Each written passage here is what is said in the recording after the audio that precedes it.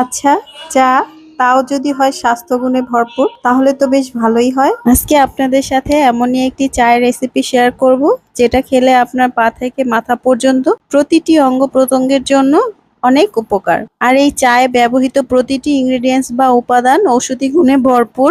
আর এই চায়ের উপকারিতা বলতে গেলে তো আলাদা একটা ভিডিও করতে হবে, আর ভিডিও অনেক বড় হয়ে যাবে।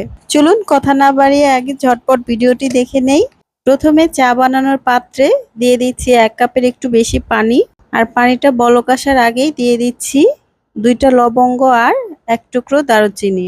এখন দিয়ে দিচ্ছি অর্ধেক ড্রাগন ফল কুচি করে কেটে নেওয়া। দিচ্ছি কয়েকটা ফ্রেশ তুলসী পাতা।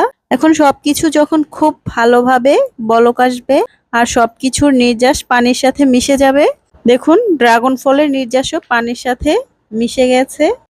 এখন আমি চুলাটা অফ করে দিব। চাটা আমি ছেঁকে নিচ্ছি।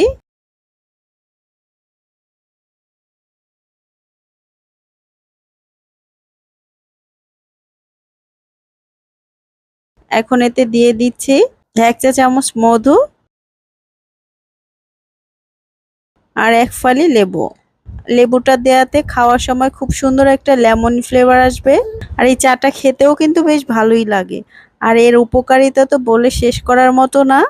আশা করছি আপনাদের কাছে এই চায়ের রেসিপিটি ভালো লেগেছে। তো এই চাটা যেমন ভেতরের সবকিছু প্রতিটা অঙ্গ প্রত্যঙ্গের জন্য ভালো, এই চাটা স্কিনের জন্য বেশ ভালো, খুব উপকারী। স্কিন ফর্সা করতে, চুলের জন্য, স্কিনের দাগ, স্কিন ব্রাইটনিং করতে সবকিছুর জন্যই এই চাটা বেশ উপকারী। এর জন্যই আমি বলছি এটা জাদুকরি চা।